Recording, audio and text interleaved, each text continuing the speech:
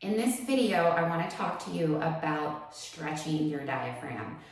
That's a term I made up because I'm pretty sure this doesn't actually exist anywhere, but nonetheless, I'm going to explain it to you, and I'm going to go over a full strategy on how to do that to essentially allow your diaphragm to spend time in a really descended position, sort of like an excessive descension and inhalation, so that it gets a little bit of stretch to allow it to recoil back up and come up into a nice ascended position. First, we have to understand who needs this and why it's important. If someone has a significant rib flare where their front of their ribs are sort of thrusting them forward into this extended position, the diaphragm is descended and in more of an inhalation state. So if you were to take a big inhale, you can feel the diaphragm pushing down, and that's a state of descension and inhalation. The problem is that many people are sort of living in that more inhaled state. And even from a physiological perspective, if your body is not used to tolerating carbon dioxide,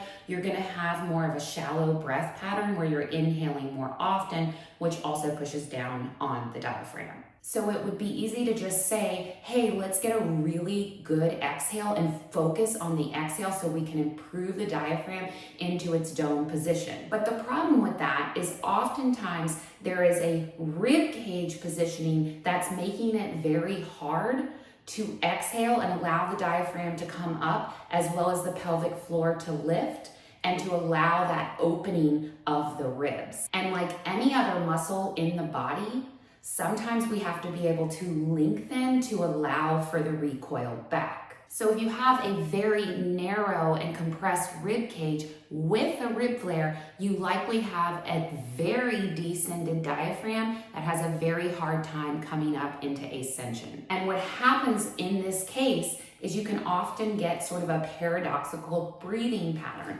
And so rather than inhaling down and then exhaling from the bottom up, what you'll see is when people exhale, they exhale and the pressure pushes down and forward because there's not enough space in the rib cage to allow the diaphragm to dome up and oppose all of the ribs. And so interestingly enough, even though the diaphragm is more inhaled and more descended, I find it extremely helpful to accentuate the inhale to improve the rib cage space, but also push down on that diaphragm to give it the reflexive stretch that it needs so it can sense itself in space. And then on the exhale, we can get that nice exhalation, apposition, and bottom up breath.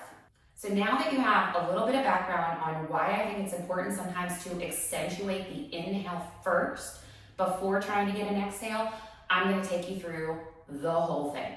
I've used this with multiple clients, multiple consult calls that I've done, multiple case studies now in my academy, and I absolutely love this process. So you're going to start by laying on the ground, and you can place your hands on your lower ribs. And for the first 3 breaths, all I want you to do is inhale slowly and deep through your nose, and then exhale slowly out through your mouth. It can also be really helpful to place a towel roll under your neck, especially if you tend to use your neck muscles to pull that air into your rib cage, which is very common if you have areas of compression or rib flare in general. So we're gonna take an inhale through our nose, exhale, side out the mouth.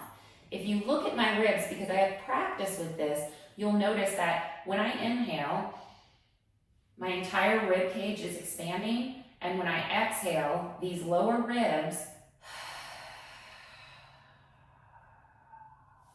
curve down and in.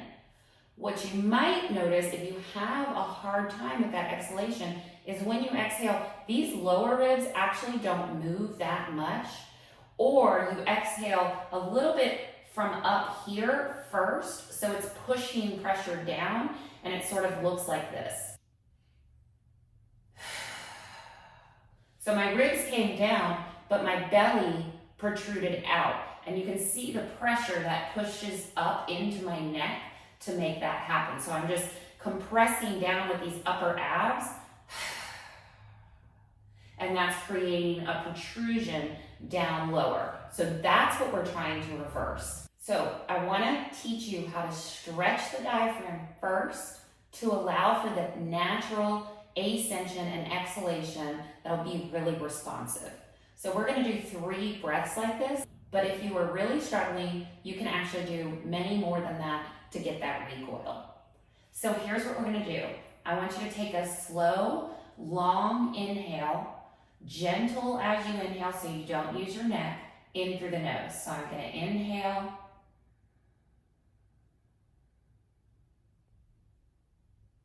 When you get to the top of that inhale and you feel your ribcage stretched out, I want you to hold your breath. Depending on your tolerance for carbon dioxide, you might have to hold for quite some time before you feel the need to exhale and let everything go.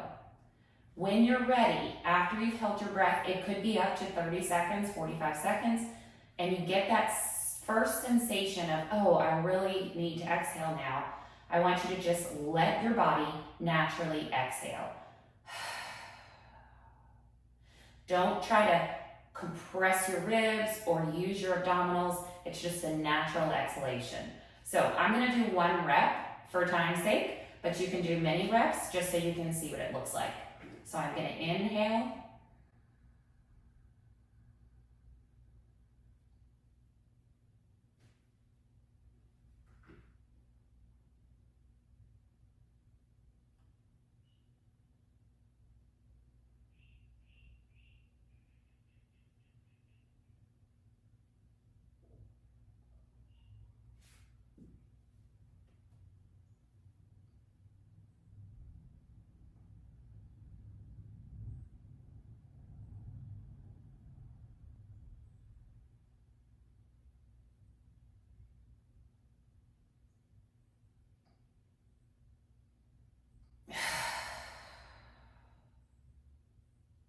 So I didn't try to force the exhalation, but it allowed my diaphragm to really rise up and everything to push out. So I want you to do about 3 to 4 breaths like that, and then join me back in this video. So now I want you to take your hands, if you can reach up this high, into the upper portion of your rib cage, just under your armpits. If you can't reach up that high, don't worry. Just grab a super band and put it around that area, just to give you a little feedback so you can focus on expanding up high. So with either your hands or the band, you've got a little bit of feedback here. From here, I want you to imagine expanding this upper part of your rib cage as you inhale. So I'm going to take an inhale. I'm getting wider at the sides and wider front to back. Once I've got that inhale, I'm going to pause at the top. And I'm going to imagine staying very big up here as I exhale from the bottom and don't lose the bigness in the upper portion of my rib cage. Now watch the bottom portion of my rib cage.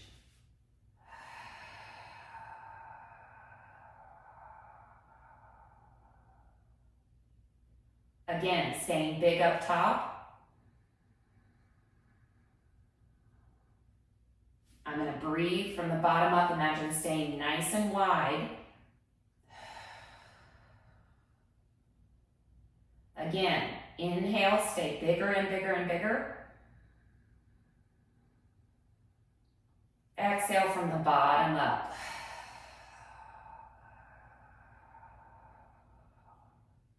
So now you should feel a really strong, deep abdominal contraction.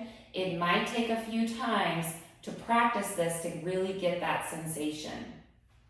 So now that we have that bottom up contraction, now we're going to focus on the ribs coming down and in as we get the bottom up contraction. So we sort of corset ourselves here and then allow ourselves to continue to expand in the upper part of the rib cage in a 360 fashion by holding some tension in those deep abdominals when we inhale. So this is actually going to help us change the shape of our rib cage. So now the diaphragm has a bigger, broader rib cage to dome up into. I'm going to think of that same sensation of bottom up exhale, but now I'm going to allow my ribs to come down, so I'm closing the abdominal region.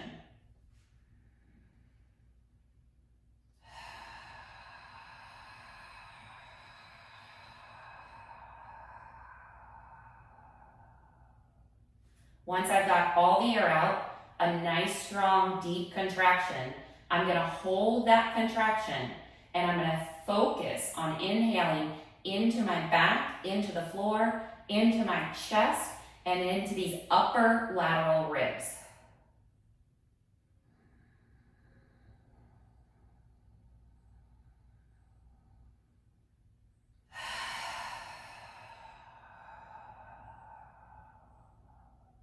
There won't be much movement from these lower ribs, especially when I first start inhaling. So you can kind of watch.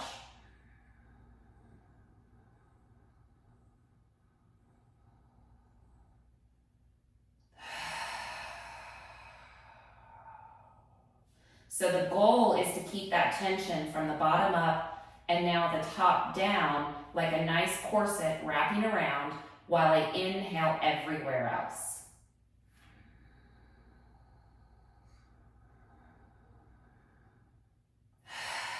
Reaching forward can help you to push the thorax back, especially if you tend to be in a big extended posture. I would recommend doing that for about 15 to 20 breaths in a row, and then stand up and reevaluate your posture. I think you'll be extremely surprised at what this basic breathing drill can really do for you. And I also think you'll realize just how much tension you may have been holding in your body from being in that more descended and inhaled position all of the time.